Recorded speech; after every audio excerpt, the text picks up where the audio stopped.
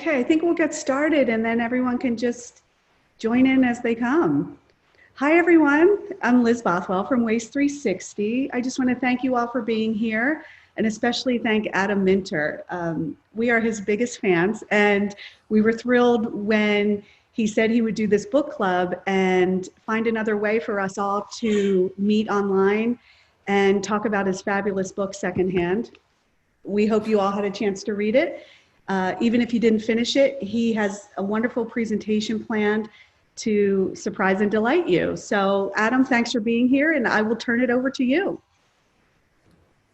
Thanks, Liz. I'm really happy to have the chance to be speaking to everybody today. I wish it could be in New Orleans in a couple months, but it hasn't worked out that way. I'm usually based in Malaysia, but because of COVID, I'm in Minneapolis. So that's sort of made this possible at the end of your day. Otherwise, it would be the earliest hours of the morning. So I'm also happy to be here for that reason. So usually when I do a book club, it's usually a much smaller group than what we have today. And it's a bunch of folks in their living rooms and we've got, 6 or 7 people, and it really allows us to, have a discussion. Because, we've got such a large group today, I chatted with Liz and with Flo and we decided I'd do a little bit of a presentation and give you some insights into how I put together some of the ideas in Secondhand. It was several years in the making. And so I'll show you some pictures from some of the chapters, one chapter in particular, and really talk you through them, give you a more in-depth sense of things, and then really just open it up for questions. And we can discuss whatever you found in this presentation interesting or anything else within the book. So what I'm going to do is I'm actually going to share my screen, and I've got a PowerPoint, but don't worry, there isn't a single chart in it, and it's all pictures and it's all going to be a tour. So this is a clothing warehouse used clothing warehouse in Mississauga, Ontario. And if you've read the book, you know that Mississauga is one of the hearts of the global clothing trade. And what they do there is they basically bring in used clothing from Goodwills and Salvation Armies and thrift shops from all over North America, sort them, and then send them onward to markets around the world where the clothes can be reused. And so, so what we have here is some of those clothes then arriving in Cotonou, Benin in West Africa and being sorted in Cotonou for distribution all over Nigeria. A lot of folks think this is not a sophisticated process. If you've read the book, it's a very sophisticated process. These gentlemen, when they sort these clothes, they aren't just sorting socks from shirts and trousers. They're sorting by color because they know this village in West Nigeria likes this style or this kind of garment. It's an incredibly sophisticated process that requires an enormous amount of knowledge about the local markets. So one thing that I started finding as I was going to these places reporting the book was most of the world's used clothes goes to warm weather climates, places like Cotonou, Benin. But most of the world's used clothing comes from cold weather climates, places like North America, places like Europe, places like Canada and Mississauga. And so I started wondering, what happens to the wool? Because nobody in Cotonou, Benin, or very few people actually, are going to be interested in used sweaters, wool sweaters from North America, say, for use there. And so this really became kind of a quest of mine, an accidental quest, which is sometimes what happens when you report. And so what this led me to was a discovery that this was not a new question. Back in the early 19th century, when the world was industrializing, specifically England, it was generating a lot of used wool clothing that nobody wanted. Because as you know, you can't do much with used wool. It scrapes things, it's scratchy, it doesn't absorb a spill. It's pretty useless. And so what they were doing in early industrializing England was a lot of it was being used as fertilizer because it is an organic substance, wool. But scrap recyclers, and I consider myself part of that tribe, they're always looking for a way to make an extra buck off it. And so a gentleman by the name of Benjamin Law in Bartley, England in 1813 invented this machine. And the idea behind it isn't particularly sophisticated. The idea is just to grind up your wool garments, your wool trousers, your wool sweaters, and turn them into this. And this is called chopped up wool. And they will eventually make it, it'll eventually be made, and I'll show you how, into a type of fabric called shoddy. And it's that shoddy. Now, shoddy is wool. It's a very low quality wool. It's cheap.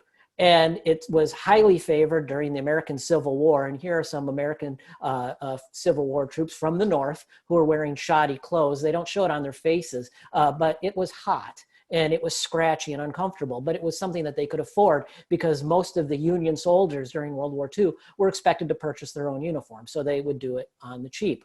So this was an old problem, and this was an old industry, shoddy, and it moved from England to the United States, and eventually around World War II, it moved to Prato, Italy, which was the shoddy capital of the world. Anybody who had excess wool garments took them to Prato. And then in the 1970s, Prato became too expensive, globalization in action, and so the world's shoddy industry moved to a place called Panipat, India, which is at the time it started moving to India, was about a 7 to 8 hour drive north of Delhi. When I did it, you could do it in just under 2 hours. They built a pretty good highway on it, and there was actually, as I recall, it's become quite a different India. You can find Subway and McDonald's and KFC along with the traditional stalls that you had along there. So India is changing rapidly, and that really fits into the narrative, the story I want to tell you today. So what happens to used wool clothing? This is a plant in Panipat. Now, at the pinnacle of the Panipat shoddy trade, there were around 600 factories of significant size importing shoddy from all over the world. That's shrunk in recent years. Why Panipat? Well, it has a history of weaving. It's been a textile center for years. And in India, when the wages got too high in Mumbai in the 1970s, a lot of that industry, including shoddy, started moving north into poor regions, and Panipat was one of them. So here you can see bags of wool clothing, some of which has already been pre-sorted by color, arriving at this mill. And the first thing that happens when you buy a bunch of old wool clothing is you do exactly what you see here, and people are paid to sort it by color. And you can't really tell in this picture, but the gentlemen, and this is a very gendered industry, and you'll see this as I show you pictures. The gentlemen who do this level of sorting are extremely muscular. You may think that those wool sweaters don't add up in weight, but I'll tell you what, if you spend all day lifting and color sorting them, you're gonna put on some Pilates type muscles, and this gentleman certainly was. Once it's sorted, it's moved out of the warehouse. Again, you just have some very dark blues there, and you'll see why they want to do this in a moment.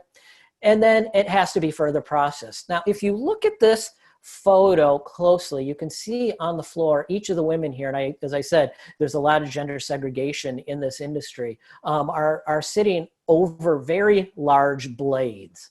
And you can, if you get a closer look there, you can see what they're doing.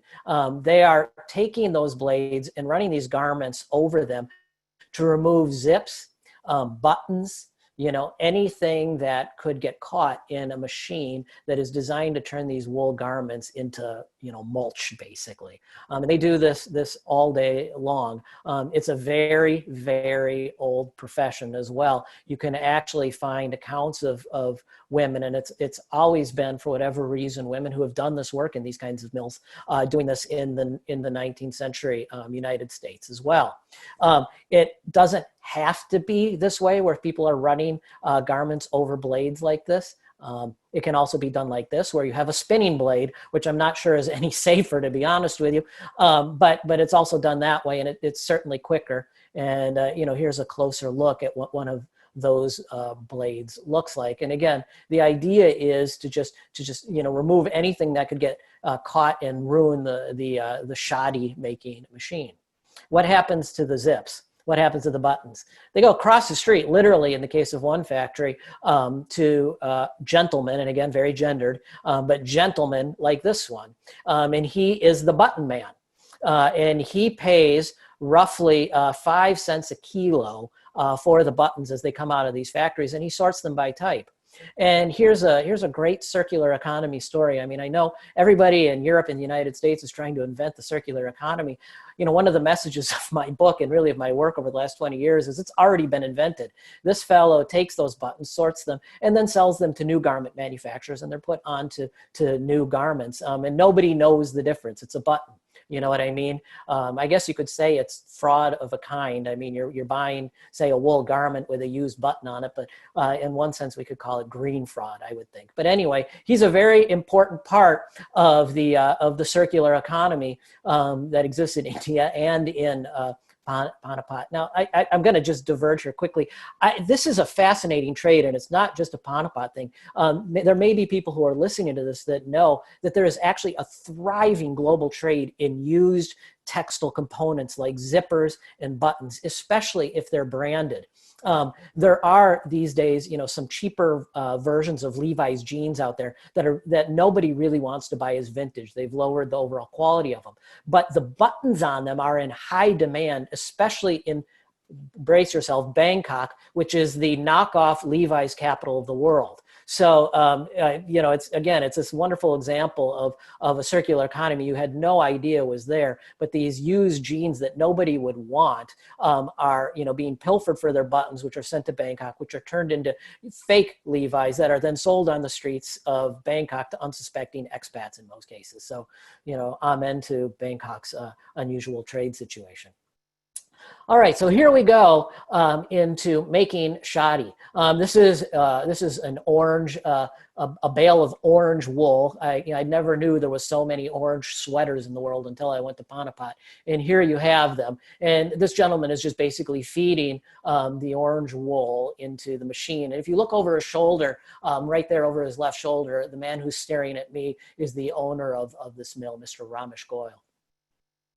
Here's a bigger example of some really ugly black wool, which is being, this has already been run through a different machine, and they're running it through this one again. Some of the black wool they told me that they buy out of Europe needs to be run through a couple times. And I just would suggest taking a careful look at that machine and comparing it to Benjamin Law's machine. I mean, the concept 200 plus years later is still pretty much the same. And this is really important to keep in mind for what I'm going to be showing you as we go a little further into this. And this just gives you an idea of the scale of just this one factory, just how much of this stuff, it's extraordinary, is just sitting there.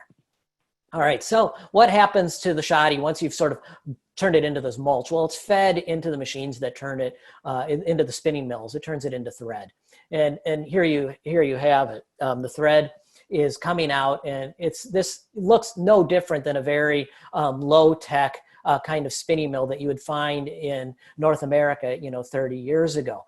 And you can see here's the orange thread coming out, which is pretty remarkable when you think of what they've made it from. And here you get a look at what shoddy thread looks like. Now, the thing to know about shoddy thread is it's shoddy. That term comes from something. When we refer to something as being shoddy goods, it means it's not very good. Shoddy is not very good. It's made, from used wool. It has a very low thread count, somewhere in the range of 10 to 13 threads per strand. Whoa. I have something through on, oh, okay, it's back. So it's very low thread count, and the garments that it makes are not very pleasant. I mean, they can't hold a lot of color. They can't be woven into interesting patterns. They cannot, they are warm, they're scratchy, and shoddy. Even when it's washed, it has a damp sort of smell to it. But so that hasn't stopped anybody from turning it into garments, nor should it. And so this is what it looks like in the places where it's woven. And this gentleman is standing over its equipment. And if that equipment looks old to you, it should, because it is. Nobody makes mills equipment for weaving shoddy thread into fabric anymore. The last time that kind of equipment was made was in the 1980s in Europe, most of which was made in Italy. So if you want to make anything from shoddy thread, you need to find that equipment, and it's extremely difficult to find. And the people who own these factories in India, they search high and low, and it's becoming more and more difficult. So they become expert at maintaining these things, and you can get a look right now of what this weaving looks like. So what do you make shoddy into? If you've read the book, you know the answer to this, but I'll give you some sense here in just a picture. You make it into primarily blankets. This isn't the Civil War. Nobody wants a shoddy uniform anymore, but they will make blankets, and we'll get to what these blankets are used for. But one use is what's called the poor man's blanket, because they're very cheap. They only run about $2 per blanket in northern India. And, you know, and there's a reason for that. Again, they're scratchy, they're heavy, and they smell musty, but they're the blanket that anybody can afford. There's a couple of other problems with them. One you can see here. This is quite bright coloring, but this is very unusual. Fact is, there's just not much you can do with shoddy in terms of attractive patterns. You know, it is what it is, and this is sort of the best that you can get. And here you have you know, several of these shoddy blankets stacked up. The reason shoddy was so successful in India for so many years was not because it was a poor man's blanket. What Panipat built its reputation on was making something called a relief blanket.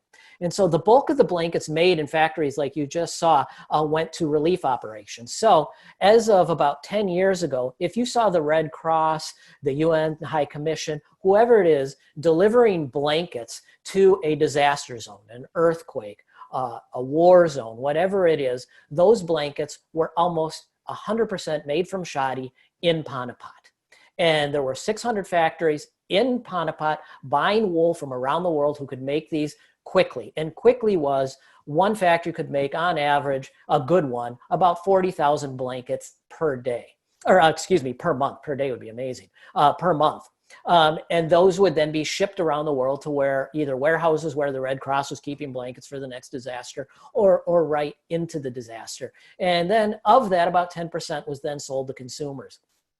But something has changed. A couple things have changed in the last few years to cause problems for this industry. Number one, the winters in northern India are getting warmer and shorter. And so if you talk to any of the factory owners in Panipat, they will say the warmer winters are hurting their sales of the poor man's blanket. Two, there's rising incomes in India. And so people who can afford better don't necessarily want to buy a shoddy blanket because it doesn't smell so good, amongst other things. And number three, I'm going to show you.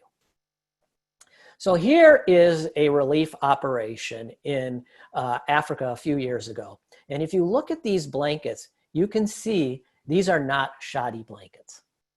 These are polar fleece. Now, why polar fleece? Well, just think about yourself. If I offer you a musty, heavy, scratchy wool blanket to sleep under, or a polar fleece blanket, which one are you going to take? You know, you're naturally going to opt for the polar fleece one. Who wouldn't? But there's other reasons. As of about 10 years ago, it used to cost about $7.50 to manufacture a relief-sized polar fleece blanket, $7.50. The cost of making a shoddy blanket was around $2. So you could see if you're the UN High Commission and you're sourcing out blankets, you're going to say, well, hey, you know, thank you, China, for making these polar fleece blankets, but we'll take the Indian-made $2 shoddy blanket. But in all things, the price of production has come down. And today, it costs about $2.50 to make a polar fleece blanket in China, and $2 to make a shoddy blanket in India. Not only that, you can make 500,000 polar fleece blankets in a factory in a month compared to 40,000 shoddy blankets in a factory. So you can imagine what's happened. So here we have, if you've never seen a polar fleece factory, I'm pleased to show you your first. This is what it looks like. You know, it doesn't look anything like a shoddy factory. So anyway, this is your polar fleece factory. And you know, it's your standard one. The thing to note about this polar fleece factory is that it's not in China. It was purchased in China and brought to India. And so what the Indian shoddy manufacturer said was, well, if we can't beat them, we will join them. And that's precisely what they've done. And so here you have in Panipat, one of the newer factories, and it belongs to Ramesh knitting mills. And just to give you a sense of what this looks like, this is nothing like what you would what you would find in a shoddy factory. It's very efficient. It's very clean. It's a process, if you know manufacturing, that can be, done in a very uniform way, which is something you want when you're manufacturing, in the 21st century. And it's just a very impressive setting. And it was all imported from China. These processes were invented in China, and the Indians said, we'll take them and we'll bring them to where we make blankets. And you can see then these are the blankets coming off. And this is basically just raw polar fleece coming off of the line. What happens to a polar fleece blanket? Well, it's nothing like what you see happen in a shoddy mill. You can do anything with a polar fleece blanket. You can paint it, and that's exactly what you see going on here at a very, very, very high pace. If you've never seen silkscreen done, this is what it looks like. I won't play you a video, but you can just see, you can basically input into a computer any design you want, make sure you have the inks that are available, and it is as the pieces of polar fleece go through the line, it gets printed onto it. It's really impressive.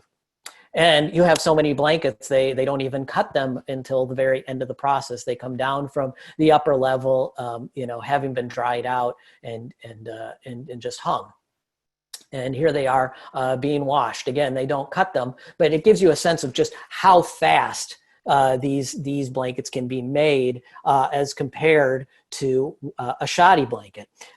Here at Ramesh Knitting Mills, which is one of the mills that did this, they started out and existed for 40 years as a shoddy mill. And at their peak, about 4 years ago, they were making about 7,000 kilograms, they told me. I'm just looking at my notes here. 7,000 kilos, 7 metric tons of blankets per day from shoddy.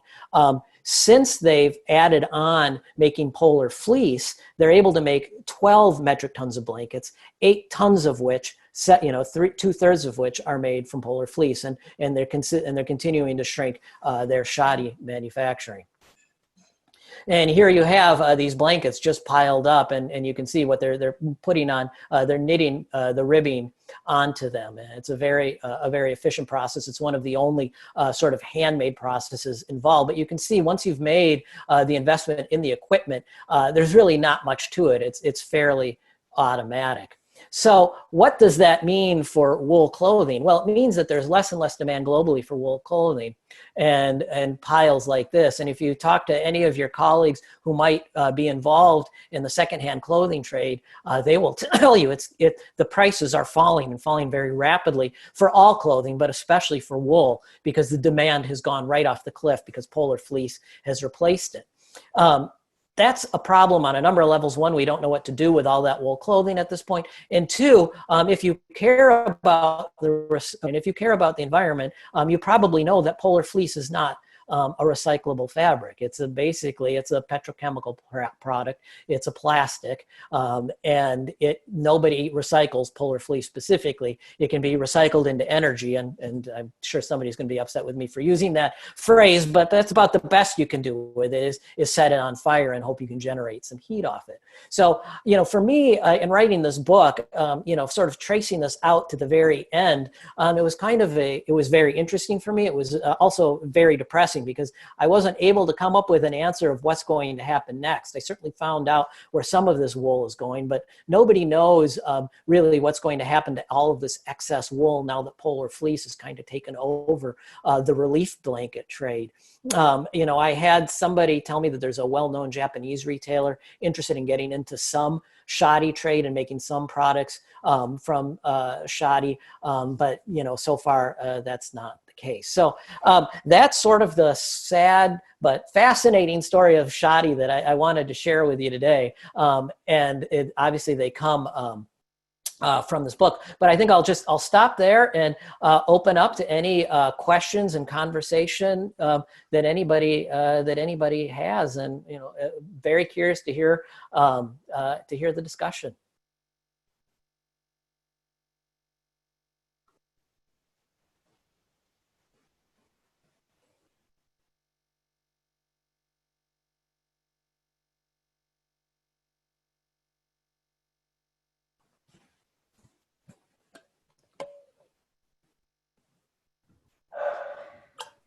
Thanks, Adam. We muted everyone initially because we had that lovely hacker, and sorry guys about that. Happens. You handled that very well. One question we have is, what might be the new material that will knock polar fleece out, Adam? That's a great question. I've actually asked around about that, and nobody knows yet. Polar fleece is still on the ascent. I mean, as you saw, I mean, you have these factories going in. It's become such an easy thing to make, so long as you have access to cheap petrochemicals, and everybody does now. You can make a lot of it for very little. So the incentive to develop right now alternatives to polar fleece is very, very low. So the answer to that question is I don't know. So I hope I can give you a more full answer to something, the next question. And I think everyone will want to know that at some point. So yeah, we'll keep looking for that answer. And also, I mean, you wrote this book before this pandemic, probably before you thought this pandemic could even happen. What has changed in the secondhand market since COVID? Well, the global markets for secondhand are completely out of whack right now. In two ways. One, on the supply side, if you happen to, I recommend it actually, whether you need to go or not, drive by a Goodwill or a Salvation Army in North America this weekend, and I guarantee you there will be cars lined up, lines that can go for as long as an hour. And that means that there is a flood of stuff coming in. People did their COVID spring cleaning. And so you're creating a supply glut. Meanwhile, as we all know, if we're in the trade, it's becoming very hard to get containers. Countries that are destinations for, recyclables and secondhand, their economies have slowed down too. So there's less demand. So you're seeing the prices really collapse. Now, some of this is starting to move a little bit, but right now the whole trade is in a little bit of stasis, and it reflects other commodity industries. You may remember, maybe it was a month, 6 weeks ago, stories about oil being just held in giant tanker ships offshore because nobody was buying it, but it was still being accumulated. Well, it's kind of the same situation with a lot of secondhand, especially within the global markets now. Oh, I bet. And Kristen had a question. She said it's a bit outside the scope of the book, but what do you think is more important or relevant to the waste stream right now, textiles or electronics? I would say unabashedly, I would say textiles. If your concern is volume, the volume of textiles that are being consumed every year dwarfs the volume of electronics by magnitudes. There's no comparison. And so if you're just interested in what's going to be filling up landfills or going into incinerators, by volume, it's got to be textiles. Now I know the follow-up to that is of course there's the toxicities involved with electronics, and I'm very mindful of that, but there are also toxicities involved with textiles as well, in the manufacturing of textiles, and it's just in different forms. I mean, I think we're all familiar with the microplastics phenomenon, and the manufacture of polar fleece near open bodies of water contributes an enormous amount of plastics into the ocean stream. So I would argue that pretty definitively from my point of view that textiles is something that needs to be addressed soon. Absolutely. And then what surprised you the most in all of your travels when you were writing this book? You went everywhere. Yeah. So there's a very general answer to this. And I mean, this book was reported all over the world, Africa to Japan to, Southeast Asia, and all over North America. And the thing that surprised me the most wasn't a single revelation, but it was actually scale. And that is how much stuff is coming out of people's homes. How much stuff is in people's homes, the sheer volume of it. It dawned on me kind of slowly, but it really congealed when I was spending time with companies in Japan and in the United States that go and clean out homes, help people downsize their homes. And we all think there's always going to be some Goodwill that wants that thing. There's always somebody on eBay who's going to buy it. And there often is, but more often than not, there's just more stuff than anybody can possibly consume. And I saw that up close and personal, both in homes and in warehouses, and hearing it from companies that we don't know what to do with all this stuff anymore.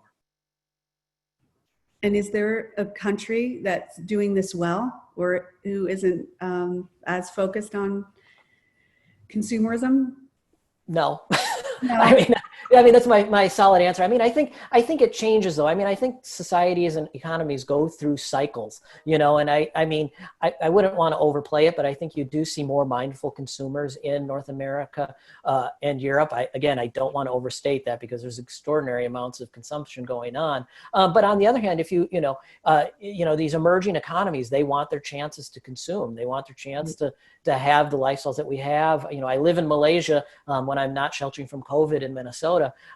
In Malaysia, I mean, consumption is a big part of how people enjoy their leisure time, and that's something that we've done in this country and still do. So I don't think we're really at a point where we see sort of mass movements to rein that in yet.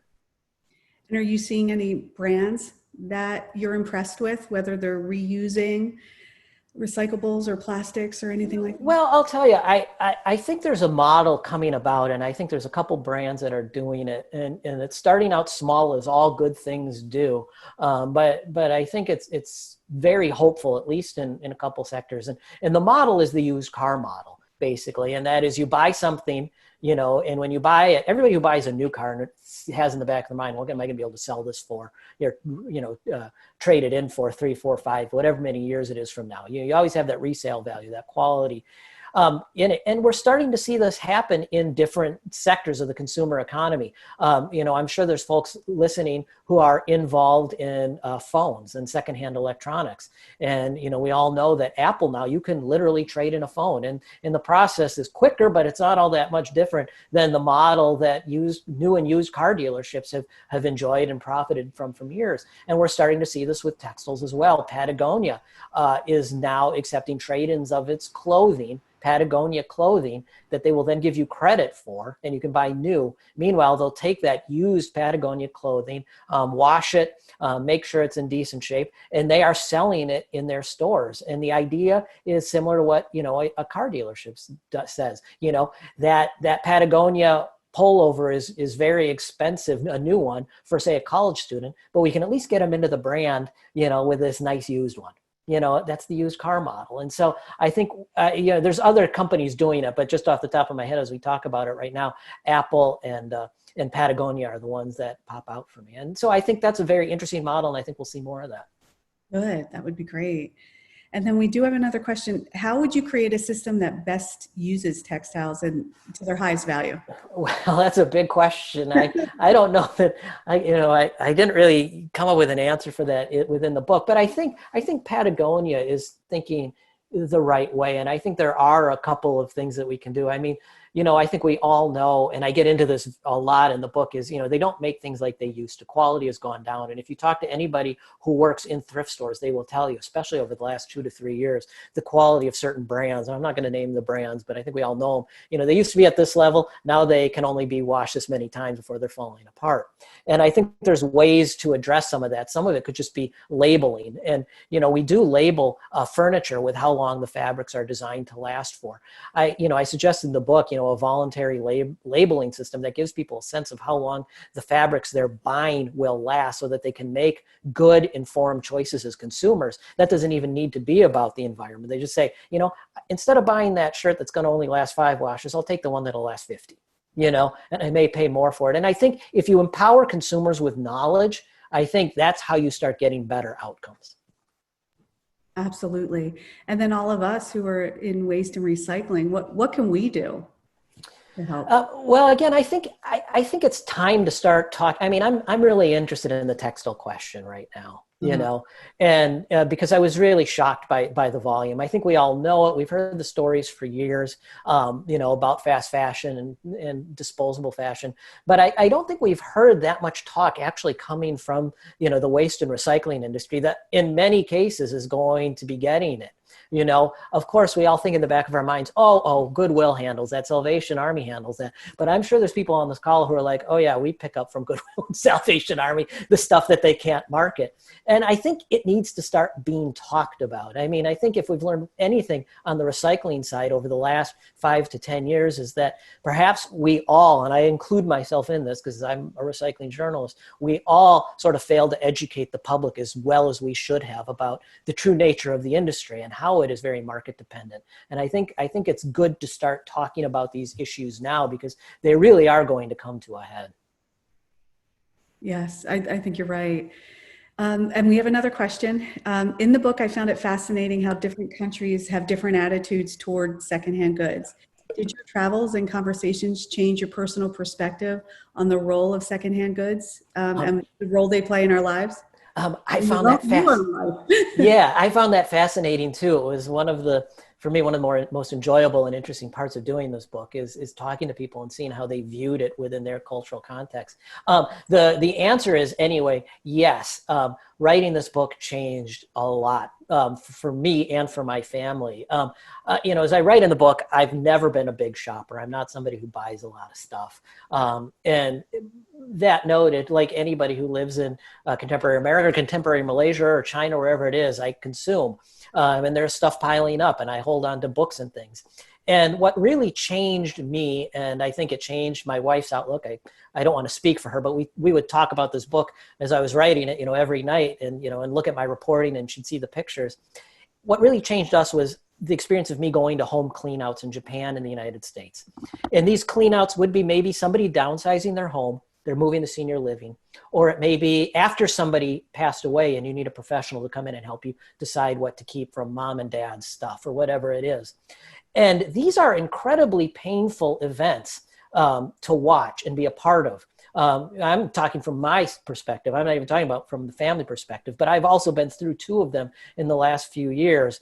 And then to go in as a journalist and watch it from afar and see how hard it is for people to let go of a life's accumulations. I was going to keep that wedding china. It was so important to me. It's such a part of my identity and then having to let go of it. And so, and seeing that happen in multiple cultures, specifically Japan and the United States, made a huge impression. Talking to my wife about it, and we just started buying less stuff. I mean, that's what it ultimately came down to. We just started buying less stuff, started thinking more intentionally about the stuff we're buying better quality stuff. I mean, right now, I mean, it's funny. I bought some training wheels for my son the other day. For his bicycle. I looked if I could buy him secondhand. I couldn't, but there were sort of 2 options. You can buy the cheap one or you can buy the better one. I bought the better one. I figure, I looked at him, I thought he's going to use these for a couple of weeks and then some other kid is going to use them. And that's kind of how I go about my shopping at this point. And it's just because I don't want to leave a garage or a closet full of stuff. So that's sort of how it changed us. Oh, that's great.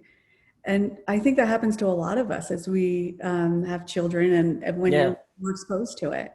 We have a great question here. Consumers tell pollsters that they want to buy recycled, they want to be sustainable, et cetera, but their purchasing behavior betrays that. Yeah. What will it take for consumers to actually do what they say they're going to do? I have thought about this a lot, and I thought about it a lot before the book because I thought I had to come up with an answer. And then I sort of just gave you the answer, and I think it's going to be more and more the case, and it's only going to be part of it. But I think, the boomers are retiring, they're downsizing, some of them are passing along, and you are going to see sort of, just talking about the United States and Canada, but you're going to see the great North American clean out and the need to sort of have a reckoning with a generation's stuff. And I just have this instinct, having spent a lot of time around this industry over the last few years, that's going to give people sort of the experience and some of the thoughts that I've had, and that sort of impacted my family. I really think that's going to make a huge impact on people. I'm also curious to see what the great COVID clean out, what its impact was on people's outlooks. Is people really are forced to sit home and have a reckoning with their stuff? And I don't know, but I think it all ends up being personal to some extent. In terms of broad public policy solutions, I wish I could give you one. I don't know, but I just have this sense, this instinct tells me, what I saw in Japan and the United States tells me that you're going to see more people thinking more seriously because of what's happening generationally. I think you're right too. Sorry, my dogs, of course, have to join because we got hacked and now we have dogs. So it's 2020. And Kristen has another good question. She said, I really appreciated your opinions on empowering consumers. Where do you think data in the recycled textile supply chain could have the most value? Oh, that's a great question. I think, it's the fascinating thing about the recycled textile supply chain, especially as it's coming out of thrift stores, is it's changing very, very rapidly now because the quality is declining. And one of the things, and the thrift stores, especially the charity-based ones, don't like to talk about, is that more and more stuff is getting diverted to landfill because nobody is going to buy it. They won't buy it domestically. They won't buy it internationally. You can't dump stuff internationally if you ever could. Everybody has the same social media. They know what folks are wearing in London. They know what a good quality garment is, and they don't want a cheap garment. And so, I wish, and I looked around for it, I wished when I was writing the book, I actually could find data that would show that more and more of this stuff going into thrift stores is just not resaleable secondhand.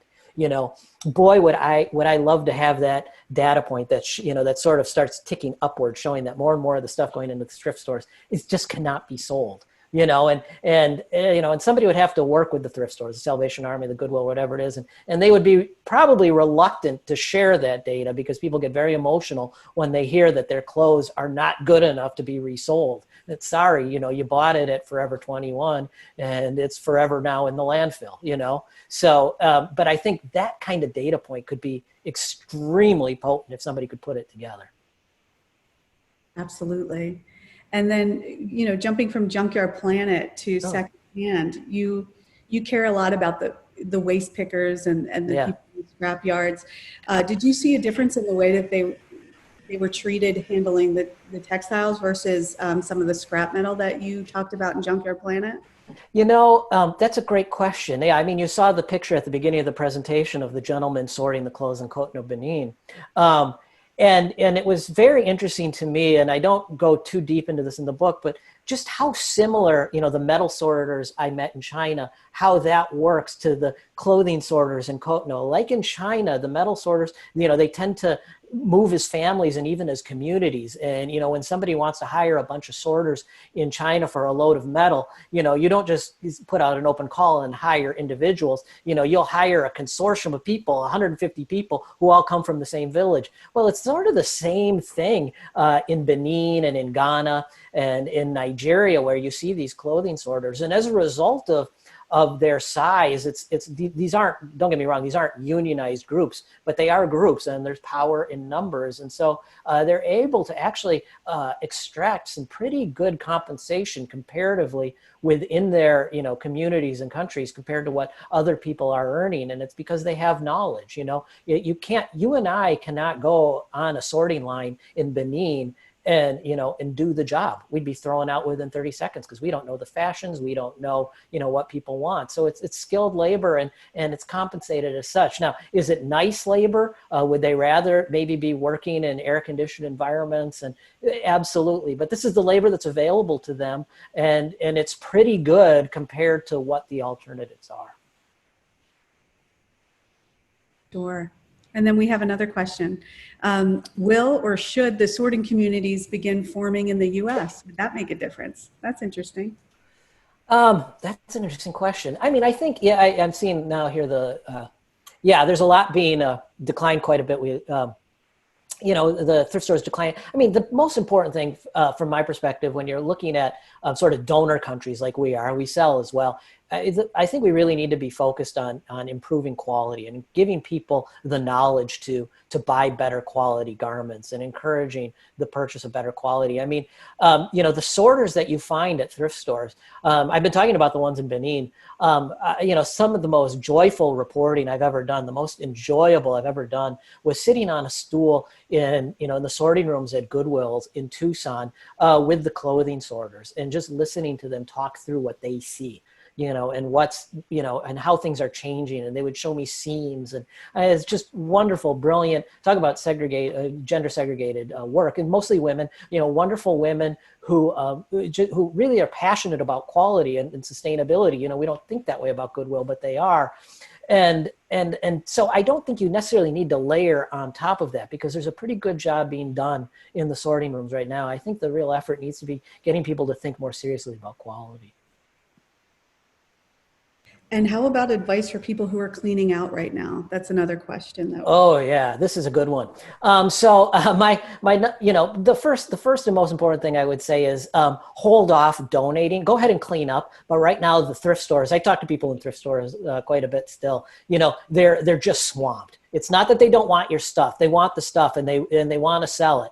But if you can hold off, they got more than they can handle. Wait another month or two so that the great rush is over. That's number one. But by all means, clean out. Number two, if you look at, you say nobody is going to use this, don't donate it. Don't, I don't want to sound like a snot, but I spent a lot of time sitting on a stool at the donation doors of Goodwills and watching what comes through. And it was really frustrating to see the amount of garbage, literally garbage, that comes through the doors at a Goodwill. And so, give them your good stuff, because what they end up doing with your stuff, and I talk about this in the book, they are there to make a profit from it, but they're a nonprofit and they do amazing job training programs and, youth interventions. Goodwill, the charitable side of Goodwill is an extraordinary thing. And if you're giving them junk, then they need to pay probably somebody on this call to dispose of that junk. It becomes a cost, and that means they can do less job training for people. So when you look at that stuff, make sure that you're giving them good stuff that they can use, and the rest of it,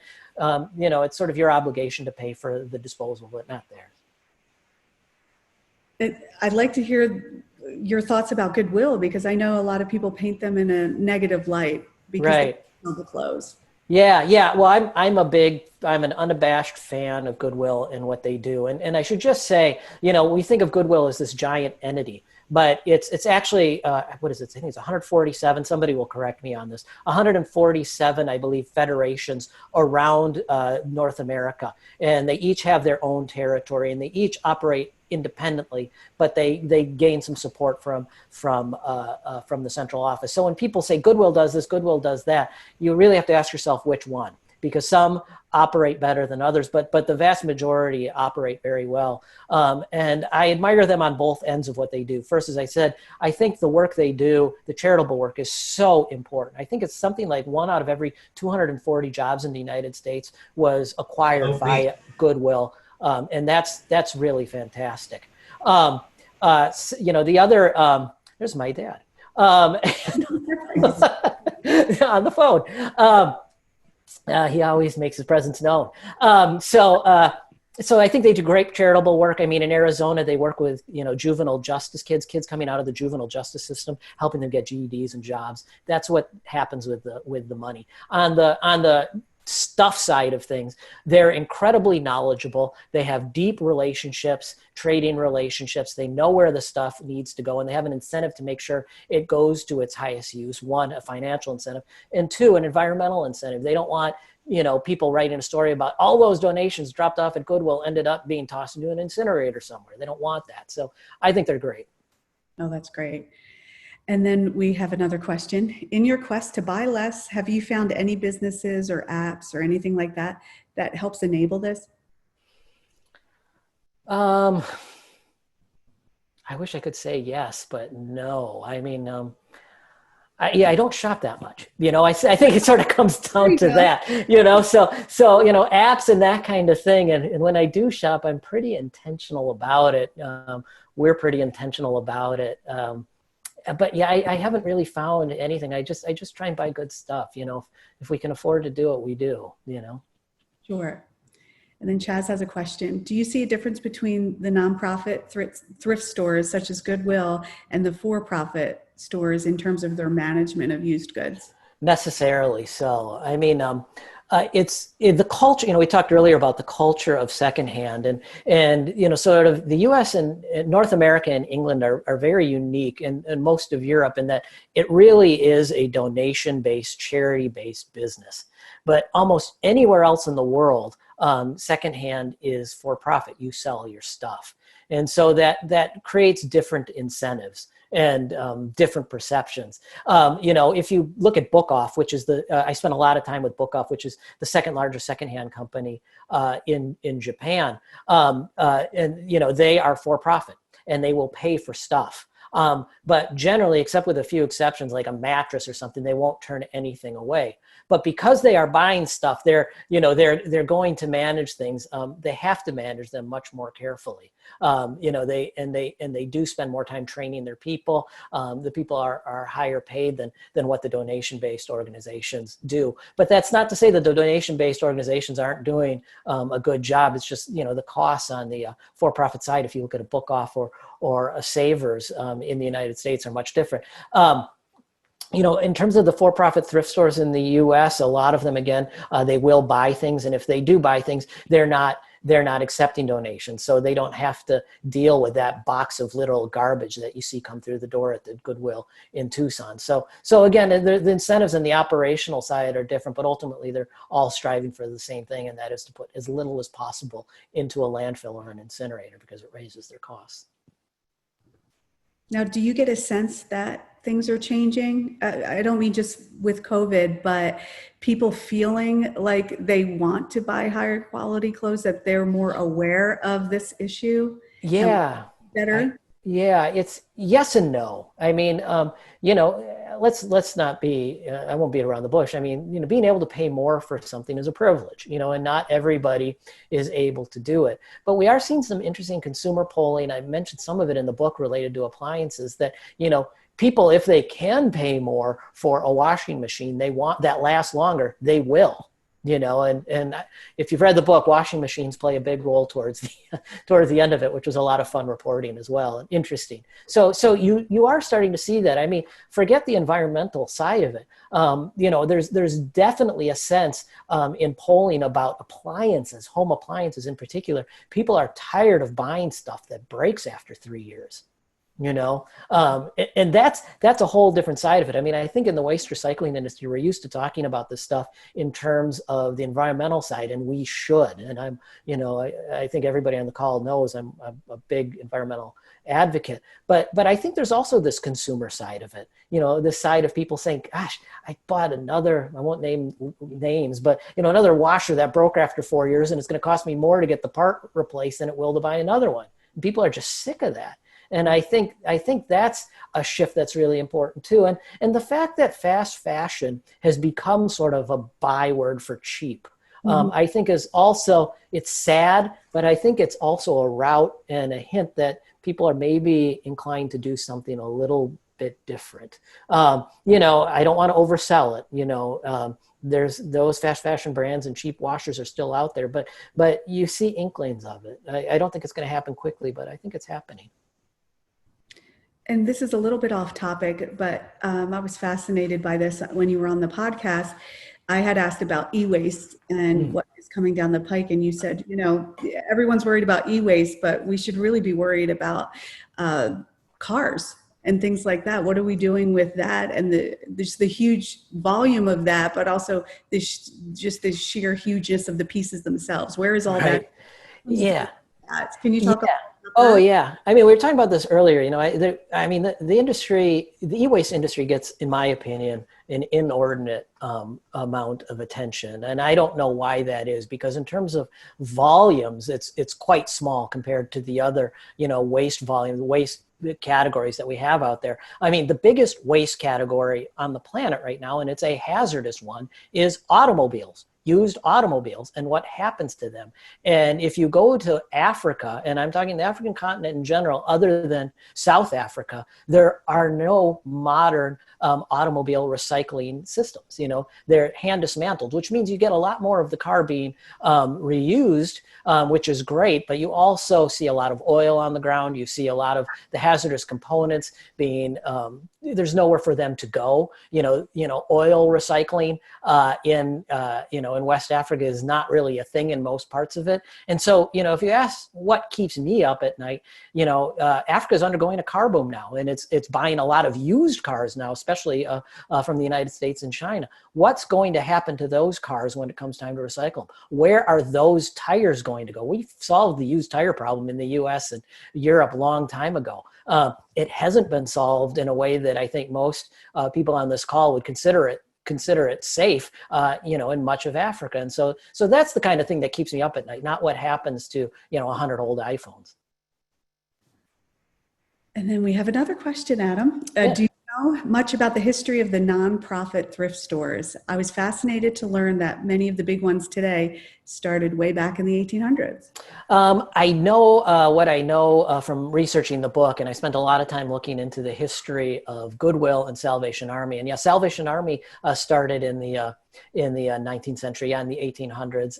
And like Goodwill, it started as a missionary enterprise. Both of them are church-based. Goodwill sort of let go of its Methodist roots decades ago. Salvation Army continues to have a religious tilt. But yeah, this is a very old industry, and you know, secondhand wasn't invented for the circular economy. It wasn't even invented for the Industrial Revolution, which certainly accelerated it. I mean, we have accounts, you know, dating back 1,000 years, you know, in medieval Europe of you know, used clothing being sold and used anything being sold. So I mean, it's not a new industry, and the history of it is fascinating. And it won't be me, but somebody should really write that history into a book, because I'd love to buy it. Me too. Kristen, you might have to get on that. Yeah.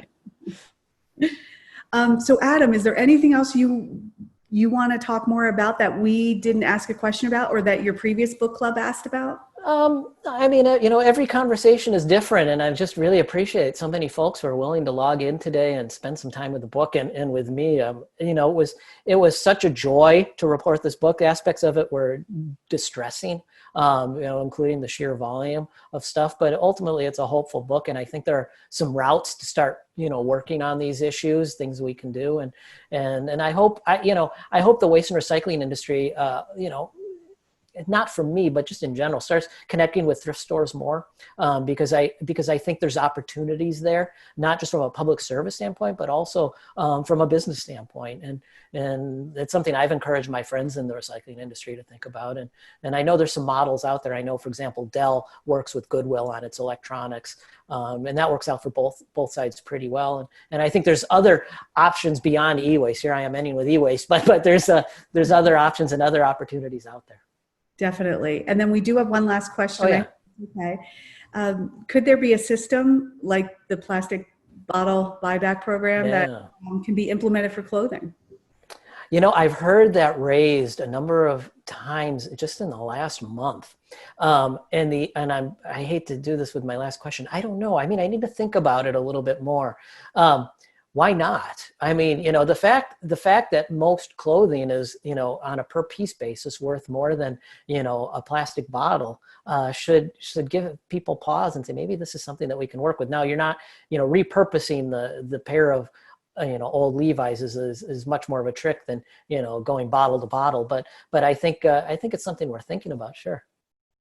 Definitely. So what's next for you? Secondhand, another book?